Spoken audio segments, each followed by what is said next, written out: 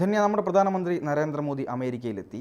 അത് ലോകം മൊത്തം ഇങ്ങനെ ചർച്ച ചെയ്യുകയാണ്. പക്ഷേ ഇവിടെയുള്ള ആളുകൾക്ക് മാത്രം ഈ യഥാർത്ഥത്തിൽ ഇന്ത്യയുടെ പ്രധാനമന്ത്രിയാണ് അമേരിക്കയിലേക്ക് പോയത് എന്നൊരു ധാരണയുമില്ലാതെ, അല്ലെങ്കിൽ അത്തരത്തിലൊരു വിചാരവുമില്ലാതെ എങ്ങനെ നമ്മുടെ പ്രധാനമന്ത്രിയെ ആക്ഷേപിക്കാം, അപഹസിക്കാം എന്നുള്ള ഒരു സാധ്യത നോക്കി നടക്കുന്ന ആളുകളാണ് ഇവിടുത്തെ പ്രധാനപ്പെട്ട മാധ്യമങ്ങളും അതുപോലെ തന്നെ ഇടത് ഈ ജിഹാദി എന്നൊക്കെ അങ്ങനെ തന്നെ പറയേണ്ടി വരും.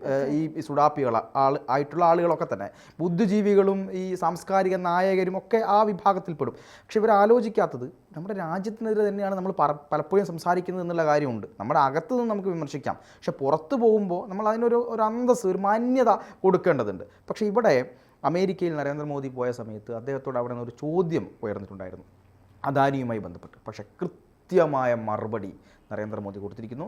വളരെ നമുക്ക് അഭിമാനം തോന്നിപ്പോകുന്ന ഒരു പ്രൗഡ് എന്നൊക്കെ നമുക്ക് പറയാമല്ലോ, ആ രീതിയിലേക്കുള്ള മറുപടിയാണ് നരേന്ദ്രമോദി കൊടുത്തത്. എന്താണ് കാര്യം? പറഞ്ഞത് ശരിയാണ്. നമുക്ക് ആ മറുപടി കേൾക്കുമ്പോൾ ഒരു യഥാർത്ഥ ഇന്ത്യക്കാരന് രോമാഞ്ചം വരും. നമുക്ക് ആ മറുപടി ഒന്ന് കേൾക്കാം. भारत एक लोकतांत्रिक देश है और हमारे संस्कार, हमारी संस्कृति वसुधैव कुटुंबकम की है. हम पूरे विश्व को अपना एक परिवार मानते हैं. हर भारतीय को मैं अपना मानता हूं. दूसरी बात है, ऐसे व्यक्तिगत मामलों के लिए दो देश के मुखिया न मिलते हैं, न बैठते हैं, न बात करते हैं. കേട്ടല്ലോ, ഒരു മുഖഭാവ മാറ്റവുമില്ലാതെ, ചമ്മി നാറാതെ, ഒരു ജാള്യതയുമില്ലാതെ കൃത്യമായ മറുപടി മോദി അമേരിക്കയിൽ ട്രംപിനൊപ്പം നിർത്തിക്കൊണ്ട് തന്നെ, അമേരിക്കൻ പ്രസിഡന്റിനെ ഒപ്പം നിർത്തിക്കൊണ്ട് തന്നെ നല്ല ഒന്നൊന്നര മറുപടി മോദി കൊടുത്തിട്ടുണ്ട്.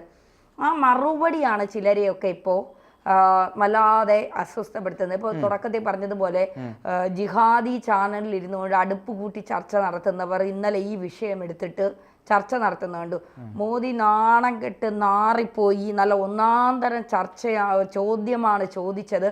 നിങ്ങൾക്ക് നാണമില്ലേ എന്നാണ് ഞാൻ ചോദിക്കുന്നത്. ഇന്ത്യയിൽ ഇരുന്നു കൊണ്ട് ഇന്ത്യയുടെ ആനുകൂല്യങ്ങൾ കൈപ്പറ്റിക്കൊണ്ട് ജിഹാദികൾക്ക് വേണ്ടി ഇങ്ങനെ വാതോരാതെ ഇങ്ങനെ സംസാരിക്കാൻ നിങ്ങൾക്ക് നാണമില്ലേ? ഇന്ത്യൻ പ്രധാനമന്ത്രി ഏത് പാർട്ടിക്കാരനോ ആകട്ടെ, അയാൾ ഇന്ത്യയുടെ പ്രധാനമന്ത്രിയാണ് അദ്ദേഹം. ആ ഇന്ത്യയുടെ പ്രധാനമന്ത്രിയെ നിങ്ങൾ അവഹേളിക്കുമ്പോൾ ഇന്ത്യയാണ് നിങ്ങൾ അവഹേളിക്കുന്നതെന്ന് നിങ്ങൾക്ക് ബുദ്ധിയും വിവരവും ഇല്ല, അത് ഞങ്ങൾ സമ്മതിക്കുന്നു. പക്ഷേ എങ്കിൽ പോലും സാമാന്യമായൊരു ബോധമെങ്കിലും നിങ്ങൾക്കുണ്ടാകണ്ടേ? നിങ്ങൾ വലിയ കൊമ്പത്തെ മാധ്യമ പ്രവർത്തകർ എന്നൊക്കെയല്ലേ പറയുന്നത്. എന്തിനാണ് നമ്മുടെ രാജ്യത്ത് ഇരുന്നു കൊണ്ട് നമ്മുടെ രാജ്യത്തെ തന്നെ ഇങ്ങനെ മോശപ്പെടുത്താൻ ശ്രമിക്കുന്നത്? സത്യത്തിൽ മോദി അമേരിക്കയിൽ നിന്ന് തിരിച്ചെത്തിയതിനു ശേഷം ചില മാധ്യമ സ്ഥാപനങ്ങൾക്കെതിരെ കൃത്യമായ നിലപാട് സ്വീകരിക്കുമെന്നുള്ള വിവരങ്ങൾ പുറത്തു വരുന്നുണ്ട്. ചില മാധ്യമ സ്ഥാപനങ്ങളുടെ ലിസ്റ്റുകൾ മോദിയുടെ കയ്യിലുണ്ട്. ആ മാധ്യമ സ്ഥാപനങ്ങളെ കുറിച്ച് വ്യക്തമായുള്ള ഒരു അന്വേഷണം നടക്കുന്നുണ്ട്. ആ അന്വേഷണത്തിൽ ചില ജിഹാദി കുഴലൂത്ത് നടത്തുന്ന, ജിഹാദികൾക്ക് വേണ്ടി മാത്രം സംസാരിക്കുന്ന, ജിഹാദികൾ കേരളം ഭരിക്കണം അല്ലെങ്കിൽ ഇന്ത്യ ഭരിക്കണമെന്ന് ആഗ്രഹിക്കുന്ന ചില മാധ്യമ പ്രവർത്തകരുടെയൊക്കെ അന്നം മുട്ടും എന്നുള്ള കാര്യത്തിൽ സംശയം വേണ്ട. കാരണം അവിടെ ഇരുന്ന് മാത്രമേ ജിഹാദി പണി ചെയ്യാൻ പറ്റൂ. മറ്റു പുറത്തിറങ്ങി ജിഹാദി പണികൾ ചെയ്താൽ നല്ല ഇന്ത്യക്കാരൻ അല്ലെങ്കിൽ നല്ല പോലെ ഇന്ത്യയെ സ്നേഹിക്കുന്ന ഒരാളും അംഗീകരിക്കില്ല എന്നുള്ളതാണ്. മാധ്യമ പ്രവർത്തനമൊക്കെ നമ്മുടെ അന്നത്തിന് വേണ്ടിയാണ് നമ്മൾ ഈ കിടന്ന് ആളുകളെ തെറിവിളിക്കുന്നതും ഈ ഇന്ത്യൻ പ്രധാനമന്ത്രിക്കെതിരെ ഇത്തരം മോശം പരാമർശങ്ങളൊക്കെ ഉന്നയിക്കുന്നത് എന്തിനാണ്? ഒരു നേരത്തെ അന്നം കഴിക്കാനായി, അതല്ലേ? നിങ്ങൾ അന്നം കഴിച്ചോ? അത് ഇന്ത്യയിൽ നിന്ന് നിന്നുകൊണ്ട് ഇന്ത്യക്കെതിരെ സംസാരിച്ചു കൊണ്ട് അന്നം കഴിക്കണമെന്ന് നിങ്ങൾ ആദ്യം തീരുമാനിക്കുക എന്നുള്ളതാണ്. മോദി എന്താണ് പറഞ്ഞത്? മോദി പറഞ്ഞത് നല്ല ഒന്നാന്തരം ഉത്തരമാണ്. ഏതൊരു ഇന്ത്യക്കാരൻ്റെയും രോമം എണീച്ച് നിൽക്കുന്ന തരത്തിലുള്ള ഉത്തരമാണ് നരേന്ദ്രമോദി പറഞ്ഞത്. ഇന്ത്യ ഒരു ജനാധിപത്യ രാജ്യമാണ്. നമ്മുടെ സംസ്കാരം വസുദൈവ കുടുംബമാണ്. ലോകം മുഴുവൻ ഒരു കുടുംബമായിട്ടാണ് ഞങ്ങൾ കാണുന്നത്. ഓരോ ഇന്ത്യക്കാരനും എൻ്റേതാണെന്ന് ഞാൻ വിശ്വസിക്കുന്നു. രണ്ട് രാജ്യങ്ങളിലെ രണ്ട് പ്രമുഖ നേതാക്കൾ ഒരിക്കലും ഇത്തരം വ്യക്തിപരമായ വിഷയങ്ങൾ ചർച്ച ചെയ്യാറില്ല. അതായത് അദാനിക്ക് അമേരിക്കയിൽ ഒരു കേസുണ്ട്. ആ കേസുമായി ബന്ധപ്പെട്ട് എന്തെങ്കിലും കാര്യങ്ങൾ ട്രംപുമായി സംസാരിക്കുമോ എന്നാണ് മാധ്യമ പ്രവർത്തകന്റെ ചോദ്യം. അതായത് മോദിയെ ഒന്ന് നാണം കെടുത്താം, അത് വലിയ ചർച്ചയാകുമല്ലോ. ഇന്ത്യൻ പ്രധാനമന്ത്രിയെ ഒന്ന് ചൊറിയുമ്പോൾ അത് വലിയ ചർച്ചയാകുമല്ലോ. അപ്പോൾ അന്ന് ചൊറിയാൻ നോക്കിയതാണ്. പക്ഷേ ചിരിച്ചുകൊണ്ട് കൂളായി അതിങ്ങനെ കേട്ടുകൊണ്ട് നിന്നിട്ട് എനിക്ക് ഇന്ത്യക്കാരെല്ലാം ഒരുപോലെയാണ്, ഞങ്ങൾ ഒരേ കുടുംബമായി ജീവിക്കുന്നവരാണ്, അവിടെ ഒരു വ്യക്തിക്ക് ഞാൻ സ്ഥാനം കൊടുക്കാറില്ല, ഒരു വ്യക്തിക്ക് വേണ്ടി ഞാൻ മറ്റു രാജ്യങ്ങൾ സന്ദർശിക്കാറില്ല, മറ്റു രാജ്യങ്ങളിൽ പോയി സംസാരിക്കാറുമില്ല. ഞാനൊരു നേതാവിനെ കാണാൻ വന്നിട്ടുണ്ടെങ്കിൽ അത് എൻ്റെ രാജ്യത്തിൻ്റെ വികസനത്തിന് വേണ്ടിയാണ്, എൻ്റെ രാജ്യത്തിൻ്റെ ഉന്നമനത്തിന് വേണ്ടിയാണ്, എൻ്റെ രാജ്യത്തെ ജനങ്ങൾക്ക് വേണ്ടിയാണ്. മതിയോ? കിട്ടിയോ? ചോദിച്ചു വാങ്ങിച്ചോ? വടി കൊടുത്തടി വാങ്ങിയോ? ആരെ സന്തോഷിപ്പിക്കാനാണ് ഈ മാധ്യമ പ്രവർത്തകൻ ഈ ചോദ്യം ചോദിച്ചത്? നമുക്ക് എല്ലാവർക്കും അറിയാം. അമേരിക്കയിലെത്തിയ മോദിയോട് ആരെ സന്തോഷിപ്പിക്കാനാണ് ഈ മാധ്യമ പ്രവർത്തകൻ ഈ ചോദ്യങ്ങൾ ചോദിച്ചത് എന്നുള്ളത്. അദാനിക്ക് വേണ്ടി മോദി ഒരിക്കലും ഒരിടത്തും പോയി സംസാരിക്കണം. ഇപ്പോൾ അദാനി മോദി ബന്ധം എന്നൊക്കെ പറഞ്ഞുകൊണ്ട് അദാനിയുടെ പ്രധാനമന്ത്രിയാണ് മോദി എന്നാണ് പറയുന്നത്. അപ്പോൾ ഇതിനെ ഇപ്പോൾ വട്ടപൂജ്യമായി നിൽക്കുകയാണല്ലോ രാഹുൽ ഗാന്ധി. രാഹുൽ ഗാന്ധി ഇതിനെ പറയുന്നത് ഇന്ത്യൻ വ്യവസായി ഗൗതം അദാനിക്കെതിരായ അഴിമതി ആരോപണം പ്രധാനമന്ത്രി നരേന്ദ്രമോദി മറച്ചു വെച്ചു എത്രേ. രാജ്യത്ത് ചോദ്യങ്ങൾ ചോദിക്കുമ്പോൾ പ്രധാനമന്ത്രി മൗനം പാലിക്കുകയാണ്. വിദേശത്ത് ചോദ്യങ്ങൾ ചോദിക്കുമ്പോൾ അത് വ്യക്തിപരമായ കാര്യമാണെന്ന് പറയുകയും ചെയ്യുന്നു. അമേരിക്കയിൽ പോലും മോദിജി അദാനിയുടെ അഴിമതി മറച്ചു വെച്ചു. ഇന്ത്യയുടെ പ്രതിപക്ഷ നേതാവാണ് പാർത്ഥ.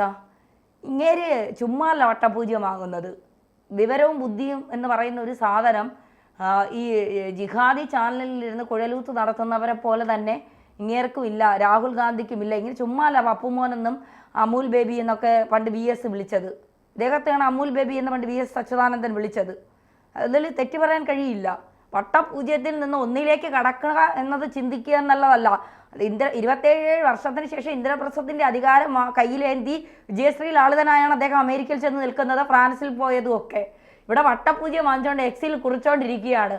ഇപ്പോഴും മോദിയെ കുറിച്ചാണ് പറയേണ്ടത്, അല്ല പാർട്ടിയെ വളർത്തുക എന്നുള്ളതല്ല. എന്ത് തോന്നുന്നു?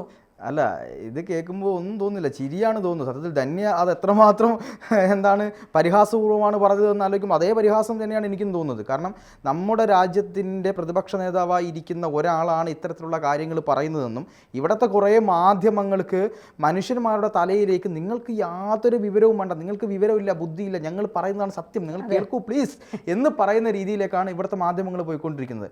കാരണം ഒരു രാജ്യത്തെ പ്രധാനമന്ത്രി മറ്റൊരു രാജ്യത്തേക്ക് പോയിരിക്കുമ്പോൾ അവിടെ അദ്ദേഹത്തോട് ചോദിക്കാനുള്ള ചോദ്യങ്ങൾ നയതന്ത്രപരമായ ചോദ്യങ്ങളാണ്. അതുപോലെ തന്നെ ആ രാജ്യവും ഈ ഉദാഹരണത്തിന് നമ്മുടെ രാജ്യമാണെങ്കിൽ രണ്ട് രാജ്യങ്ങളും തമ്മിലുള്ള കരാറുകളെക്കുറിച്ച്, അതിൻ്റെ മുന്നോട്ടുള്ള പോക്കിനെക്കുറിച്ച്, ഈ സന്ദർശനവുമായി ബന്ധപ്പെട്ട ലക്ഷ്യങ്ങളെക്കുറിച്ച് ഒക്കെയാണ് ചോദിക്കേണ്ടത്. പകരം ആ രാജ്യത്തെ ഒരു ബിസിനസ്സുകാരൻ്റെ ഒരു അഴിമതി ആ രാജ്യത്ത് ചർച്ചയായിട്ടുണ്ടെങ്കിൽ അതിനെപ്പറ്റി ഒരു രാജ്യത്തിൻ്റെ പ്രധാനമന്ത്രിയോട് നേരിട്ട് ചോദിക്കുക എന്ന് പറയുന്നത് അതിൽ പരം ലജ്ജാകരമായ കാര്യമൊന്നുമില്ല. ഈ പ്രധാനമന്ത്രിക്ക് ഈ ബിസിനസ്സുകാരൻ്റെ കാര്യം നോക്കിയിരിക്കലല്ല പണി. അദ്ദേഹത്തിൻ്റെ PRO ആയിട്ടല്ല നരേന്ദ്രമോദി അവിടെ പോയിരിക്കുന്നത്, രാജ്യത്തിൻ്റെ പ്രധാനമന്ത്രിയായിട്ടാണ് പോയിരിക്കുന്നത്. അത് ആദ്യം മനസ്സിലാക്കണം. ട്രംപ് ഇവിടെ വന്നപ്പോൾ ട്രംപിനോട് നമ്മളിപ്പോൾ ചോദിക്കുക, അപ്പോൾ ജോർജ് സോറോസിനെതിരെ ഞങ്ങൾക്ക് കുറേ ആരോപണങ്ങളുണ്ട്, അല്ലെങ്കിൽ ഈ മസ്കിനെതിരെ കുറേ ആരോപണങ്ങളുണ്ട്, നിങ്ങൾക്ക് എന്താണ് പറയാനുള്ളത് എന്ന് ചോദിച്ചാൽ അപ്പം കിട്ടും പണി. അമേരിക്ക പറയേണ്ട മറുപടി ആ സമയത്ത് ട്രംപ് അല്ല മറുപടി പറയുക, വൈറ്റ് ഹൗസിന്റെ മറ്റാളുകൾ പറഞ്ഞോളൂ മറുപടി. അത് നമ്മുടെ നയതന്ത്രപരമായ ബന്ധത്തെ പോലും ബാധിക്കുന്ന രീതിയിലേക്ക് പോകും. ഇവിടുത്തെ കുറേ ആളുകൾ അമേരിക്കയിൽ പോയിട്ട് മാധ്യമപ്രവർത്തകരാണ് എന്ന് പറഞ്ഞുകൊണ്ട് കുറേ ആളുകൾ നടക്കുന്നുണ്ട്. അവിടുത്തെ മാധ്യമപ്രവർത്തകരെയും ഈ സോറോസിന്റെ, ജോർജ് സോറോസ് എന്ന് പറയുന്ന കടൽക്കിഴവന്റെ ആളുകൾ ഇങ്ങനെ വിലക്കെടുത്ത് വെച്ചിട്ടുണ്ട്, തീവ്രവാദം ലോകം മൊത്തം പടർത്തുക എന്ന ഉദ്ദേശത്തോടു കൂടി. അപ്പോൾ അവരൊക്കെയാണ് ഈ കാര്യങ്ങൾ ആഘോഷിച്ചുകൊണ്ടിരിക്കുന്നത്. ഒരു കാര്യം കൂടെ പറഞ്ഞ് അവസാനിപ്പിക്കാം. അതായത് ഈ കഴിഞ്ഞ ദിവസം ഒരു മീഡിയ വണിൻ്റെ ചർച്ചയിൽ തന്നെയാണെന്ന് തോന്നുന്നു ഈ നരേന്ദ്രമോദിയുമായി ബന്ധപ്പെട്ട ഒരു കാര്യം സംസാരിച്ചുകൊണ്ടിരിക്കുമ്പോൾ കുറേ മോദിക്കെതിരെ പിന്നെ അതിഭയങ്കരമായ വിമർശനങ്ങൾ ഇങ്ങനെ അടിയിൽ ഈ കമൻ്റായി വന്നുകൊണ്ടിരിക്കുകയാണ്. അങ്ങനെ കമൻ്റായി വന്നുകൊണ്ടിരിക്കുമ്പോൾ അതിലൊരു ഇസ്ലാം നാമമുള്ള ഒരാൾ വന്നിട്ട് പറഞ്ഞു, എന്തോ ആവട്ടെ അദ്ദേഹം രാജ്യത്തിൻ്റെ പ്രധാനമന്ത്രിയാണ്, നിങ്ങൾ അത് മനസ്സിലാക്കൂ, എനിക്ക് രാഷ്ട്രീയപരമായി അദ്ദേഹത്തോട് താല്പര്യമില്ല എന്ന് പറഞ്ഞപ്പോൾ ഇയാൾക്കെതിരെ ഭയങ്കരമായിട്ടുള്ള സൈബർ അറ്റാക്ക് വന്നു. അതിൽ ഒരാൾ പറയുന്നത് ഈ നാറിക്ക്, അതായത് രാജ്യത്തിൻ്റെ പ്രധാനമന്ത്രിയെക്കുറിച്ചാണെന്ന് ആലോചിക്കണം, ഈ നാറിക്ക് രാജ്യത്തിൻ്റെ പ്രധാനമന്ത്രിയായിരിക്കാൻ യാതൊരു അർഹതയുമില്ല, അതുകൊണ്ട് തന്നെ ഇദ്ദേഹത്തെ പ്രധാനമന്ത്രി ഞങ്ങൾ കാണുന്നില്ല എന്നാണ് പറയുന്നത്. ഇത് ഇസ്ലാമിക രാജ്യം സ്ഥാപിക്കുക എന്ന് പറയുന്ന ലക്ഷ്യത്തോടു കൂടി മറ്റൊരു രാജ്യവും ആര് ഭരിച്ചാലും ഞങ്ങൾ അതൊരു ഭരണാധികാരിയായി കാണുന്നില്ല, ഇസ്ലാമിക രാജ്യം വന്നാൽ മാത്രമാണ് ആ രാജ്യം രാജ്യമാകുന്നത് എന്ന് എഴുതി വെച്ചതിൻ്റെ മറ്റൊരു പതിപ്പാണ് എന്നത് പറയേണ്ടി വരും. ഈ രാജ്യത്ത് ജനങ്ങൾ വോട്ട് ചെയ്ത് വിജയിപ്പിച്ച ആരോ ആവട്ടെ, കോൺഗ്രസിൻ്റെയോ BJP യുടെയോ CPM-ൻ്റെയോ പോലും പ്രധാനമന്ത്രിയാണെങ്കിൽ ആ പ്രധാനമന്ത്രിയെ ബഹുമാനിക്കണമെന്ന് പഠിപ്പിക്കുന്ന ഭരിക്കുന്ന നമ്മളോടാണ് അതെ. ഈ ആളുകൾ ഇത്തരം വൃത്തികെട്ട രീതിയിലേക്ക് കാര്യങ്ങൾ ചെയ്യുന്നതെന്ന് തന്നെയാണ് ഇതിന്റെ ആലോചിക്കുമ്പോഴാണ് ഏറ്റവും പ്രധാനപ്പെട്ട പോയിന്റ്. യെസ്.